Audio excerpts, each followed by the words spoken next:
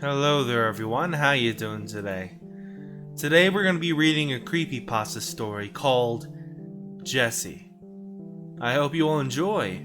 Get your blankets, get your lollipops and stuffed animals to hug for comfort, and let's get started, shall we?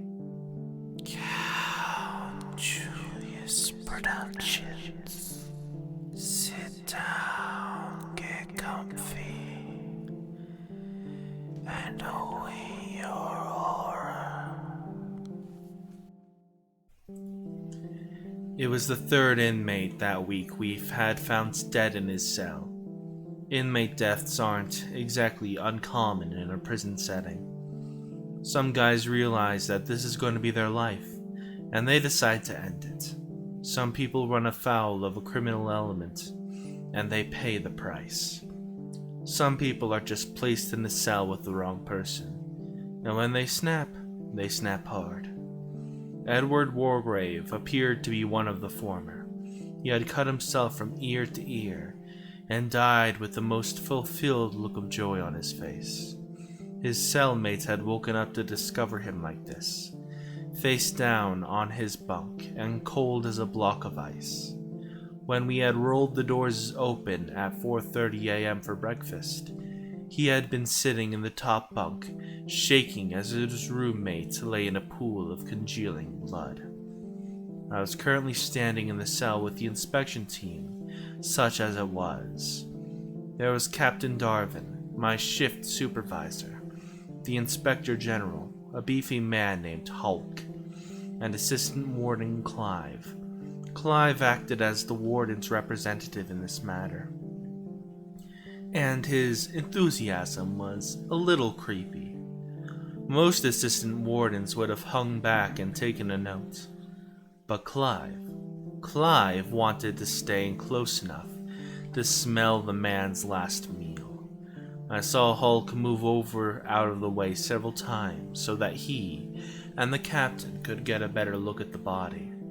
It was Hulk's job to do a formal inspection of the scene, and the Weasley little man was clearly getting on his nerves. Clive was a new addition to the staff, and no one really seemed to like him. He was thin to the point of emaciation, a fact that was not helped by his height. The man was about 5 feet tall, and even that height was gained on tiptoe sometimes. He had a pinched face and an unfortunate nose that looked more concave than anything.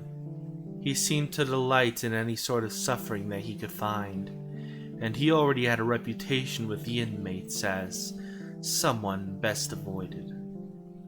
I yawned, already ready to be done with this. It was 4:45 a.m., and I already knew that there would be another 3 hours of paperwork for something like this. I had been acting as Security 9, a position directly under the captain, for about 6 months now. It's not a bad gig. Mostly a lot of paperwork and running around. In many ways, you are the captain's right hand, and you often act as his representative in matters. You are also responsible for ensuring that everything runs smoothly on the compound, which sometimes can be a little daunting. After several years of working as an officer, it wasn't too overwhelming a task, and I took to it quickly. The strange death didn't start happening till recently. 5 inmates in the last month and a half have been found dead in their cells. They all had committed suicide, cutting their throats from ear to ear before dying with the most profound look of happiness on their face I had ever seen. They were very different, and there was no real pattern to any of them. The first one had been a young guy, only there for about 6 months, while Wargrave was a lifer who had been incarcerated for the last 15 years. The other 3 had run the gambit somewhere in the middle, and there was no gang affiliation or demographic to connect any of them. The warden was keeping it all very hush-hush from the outside world, which was why we were investigating this. Keeping it inside the gates was our general MO 90% of the time, especially after the Captain Peterson incident.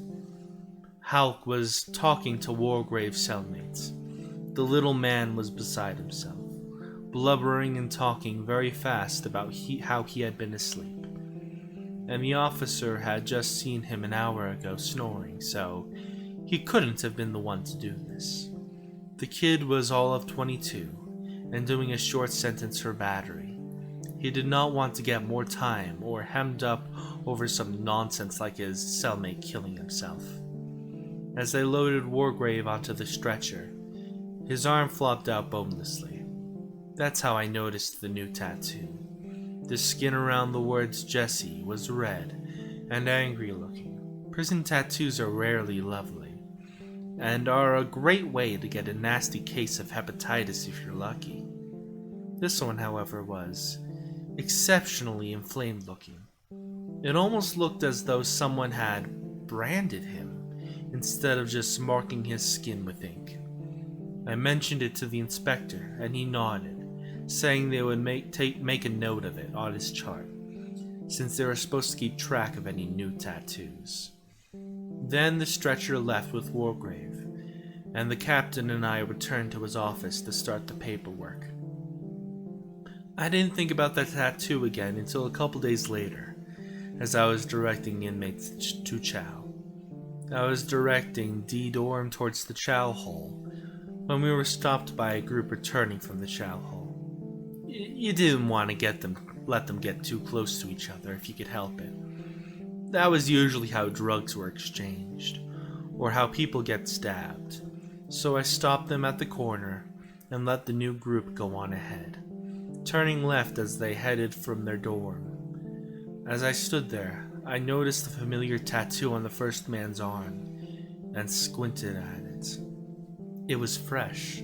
The arm was still inflamed looking, and his hand seemed to creep towards it as I looked at it. It had the same look Wargrave's had.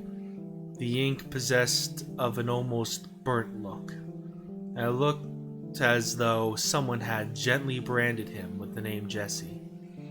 The name done in cursive. The squiggles supposed to look cute, I suppose. There was nothing cute about the tattoo, though. It looked painful.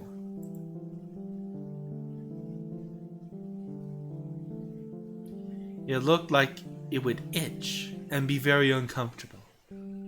It seemed that this Jesse would never be far from his mind or the attention of his dirtied fingernails.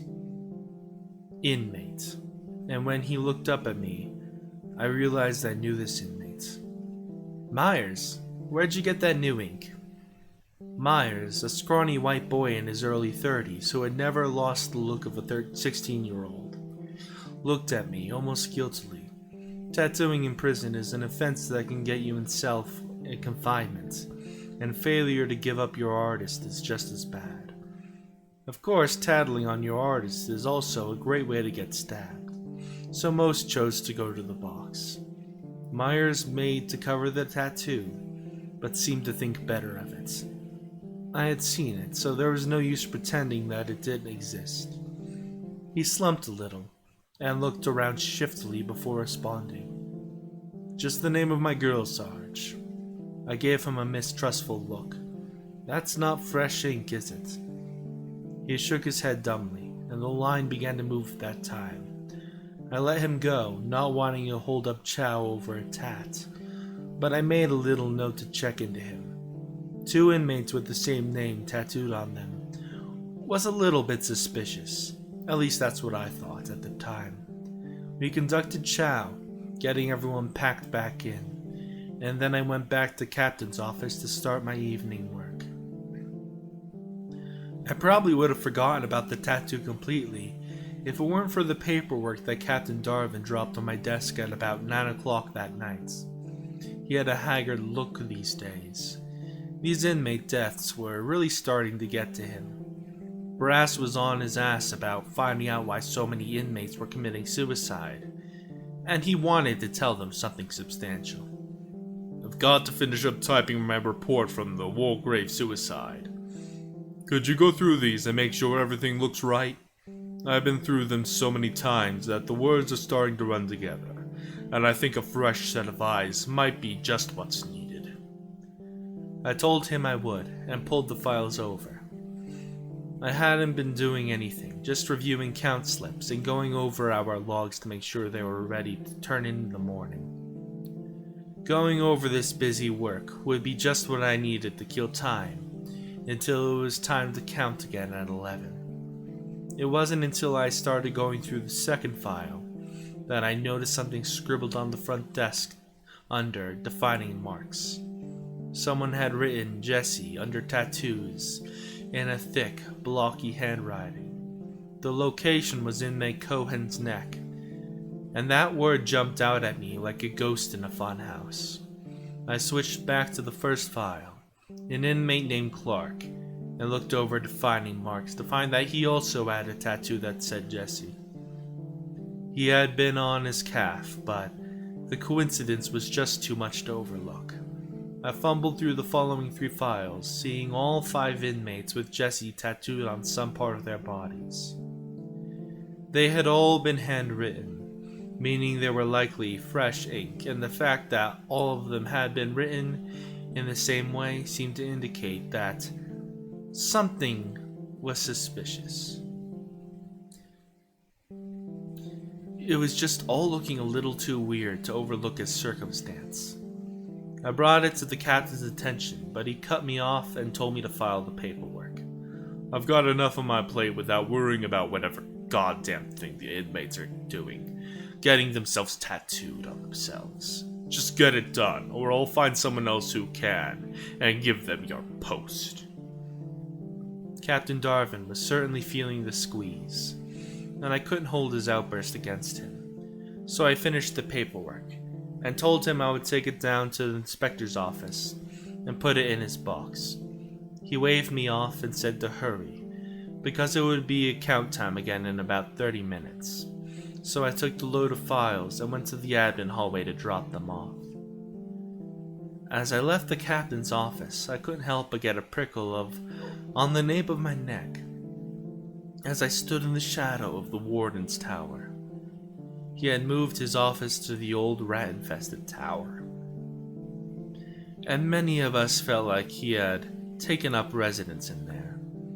You could see him standing on the catwalk around the tower sometimes, just watching people. It was damn creepy, the warden himself being that damn creepy too. It was not something that I would have shared with anyone, because you never know when the warden was watching or what he might hear.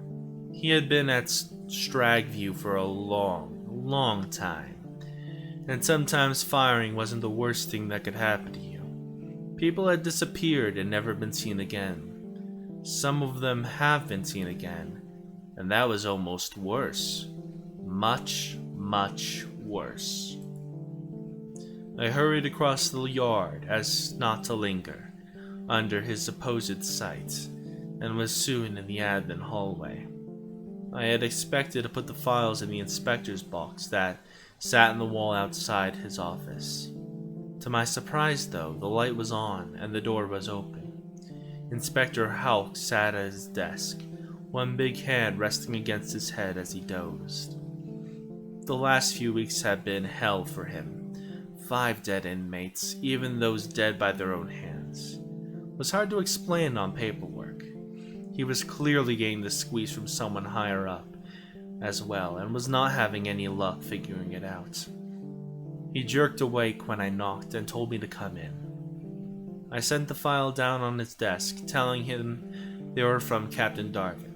He thanked me and said he would get right on them. I started to leave right then, but I turned on a whim and asked if he had noticed the tattoos. He blinked at me and asked what I was talking about, offering me a seat. I pointed out to him that all 5 inmates had had Jesse tattooed on them in a relatively fresh sort of way. They had all been recently marked with that name, and they had all died. I wasn't sure what it meant, but it seemed a little too convenient for me. Hulk raised an eyebrow. "You gunning for my job or something?" he asked. I told him at the moment it didn't look like much fun, and he laughed, telling me to show him what I was talking about. I opened the files and showed him the hastily scrolled tattoo descriptions of a few of them. He nodded and said that it was weird, but also not the weirdest thing that he had ever seen. He thanked me for the information, saying that it did tie them all together somehow. I also told him about the inmate that I'd seen with the fresh tattoo, and he perked up a little bit. Do you mind coming to see him with me? If he has the same tattoo, he might have information on this.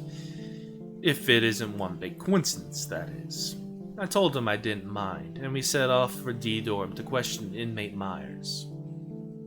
We came in through the side door, and I noticed that the guard in the booth. We approached to the window and told her quietly we were here to speak with inmate Myers.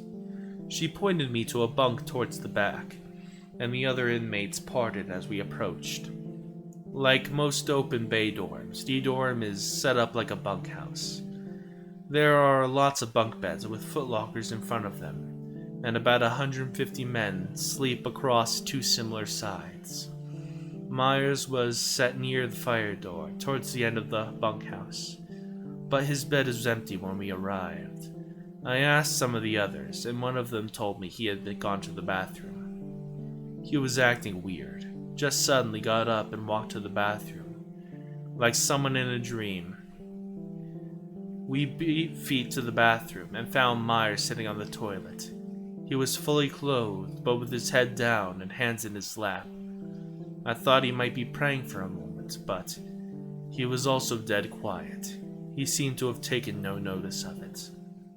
Myers, I said, the inspector wants a word with you. You aren't in any trouble. He just wants to talk about some things. Myers didn't move. Come on, Myers, don't make a scene. I told you, you're not in trouble. The man but that's when I put a hand on his shoulder, and I noticed how still he was. As if from my touch, he fell over. His head hit the tile of the bathroom wall, and just was when his throat began to bleed. We were suddenly in a pool of blood, and Myers was staring sightlessly at the opposite wall beneath the urinals. Captain Darwin was less than pleased to get a call about yet another man's suicide. He was even less pleased to discover Inspector Hulk and I were already there. I told you not to go sticking your nose into this, Darwin whispered roughly to me as we stood outside the door. I told you to just deliver the files and leave this alone if you can't follow orders. Don't chastise your officers for showing some initiative, Hulk rumbled, walking out the door and glowering at Davin.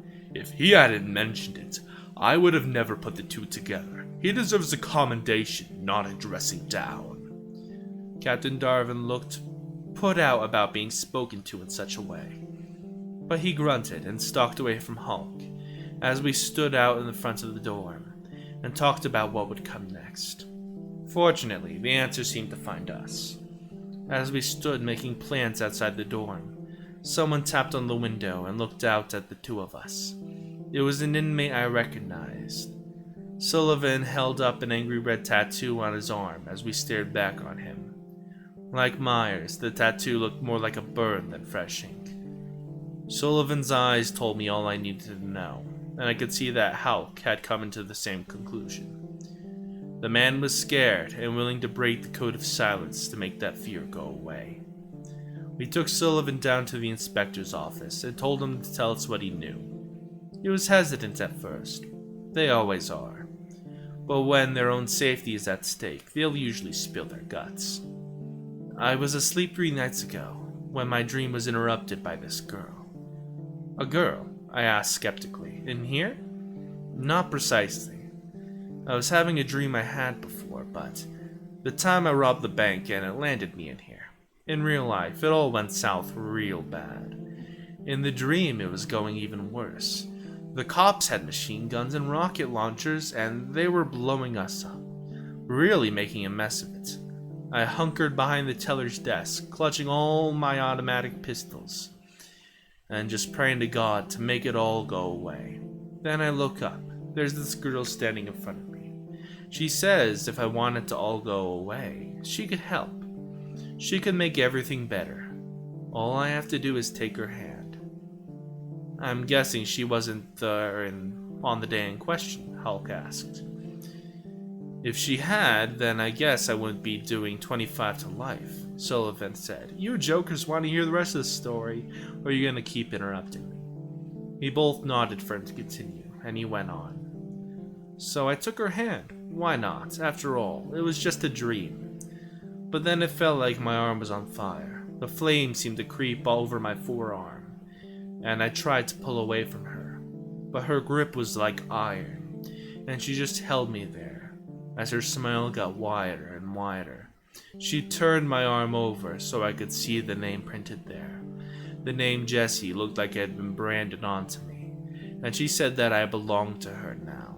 She also said she'd be back for what was hers later. Then what happened? I woke up and saw that her name was on me. That's when I realized it might have been a bit more than a dream. That's when Myers approached me, showing me his own marking. He said that Jessie had come to him in a dream as well, saying that she would help him escape his current situation. There were quite a few of them, 8 of them, maybe 9, but now I think there might only be a couple of us. I asked for the names of the ones that were left, but he refused to tell. You know what happens to snitches in here.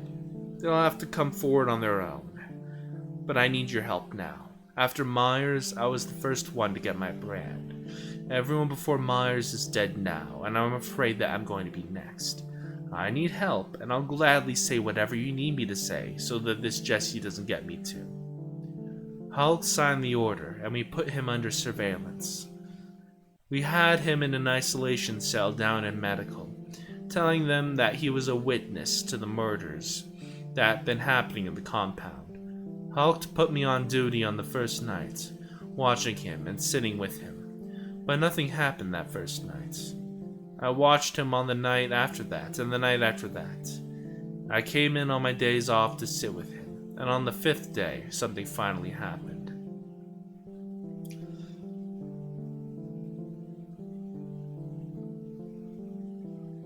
I was drowsy. 5 days of 12-hour shifts will do that to you. And I had already decided that tomorrow I would let someone else take this for a night or two. It was about 2 a.m. when my chair threatened to spill me over, and I realized that I had been sleeping. I looked up to the small room where we kept him, and saw that Sullivan wasn't alone there. Someone was standing over him as they stroked his thinning hair. He shattered in his sleep. I was speechless for a few moments, unsure what to do.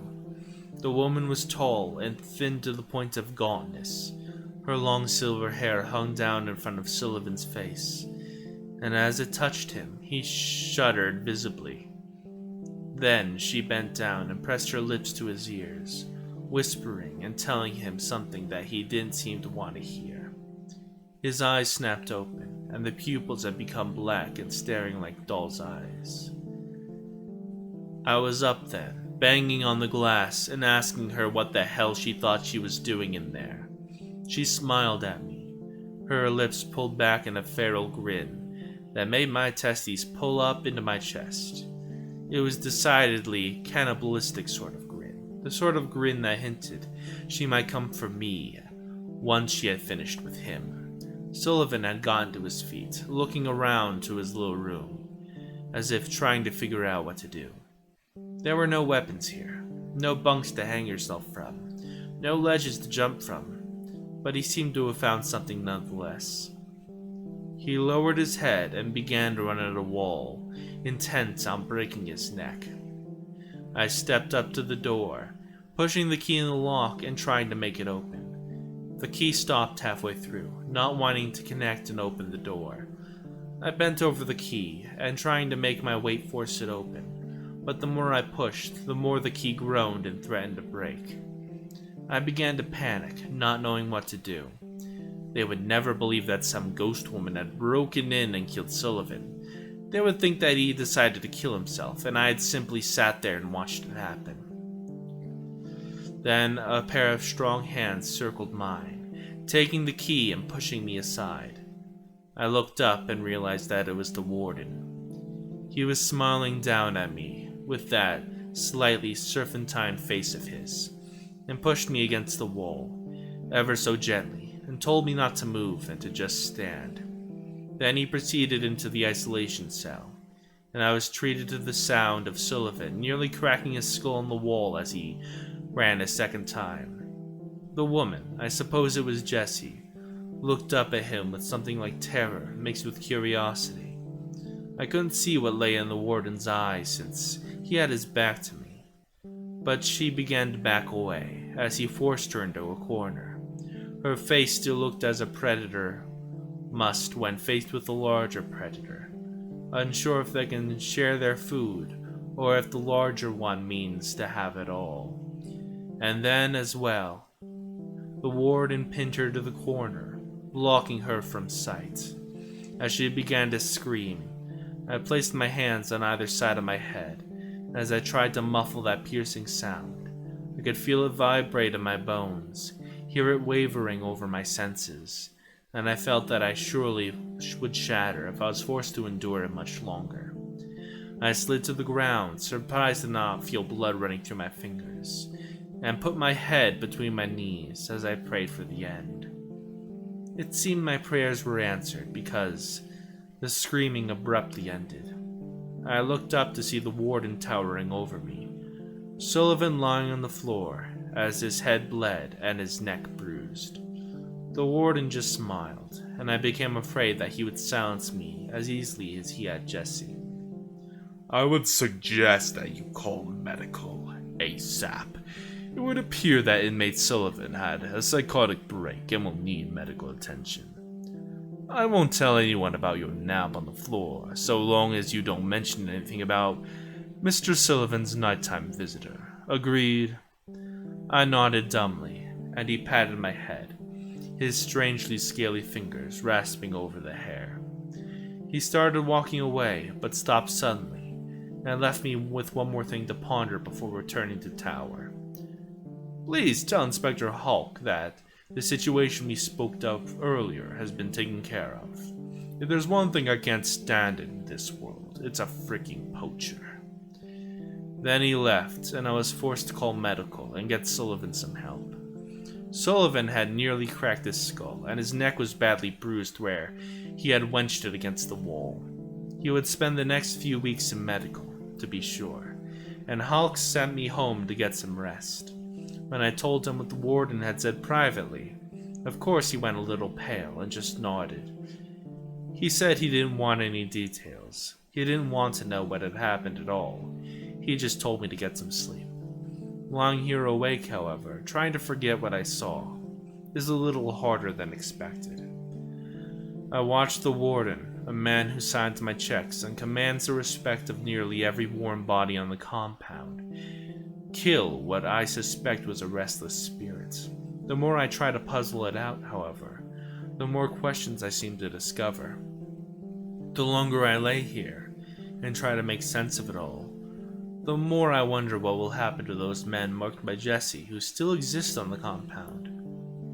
The longer I think about it, the more I think that it might be time to take that vacation I had been putting off. I hope you enjoyed. Please like and subscribe, it helps the channel a lot. See you next time.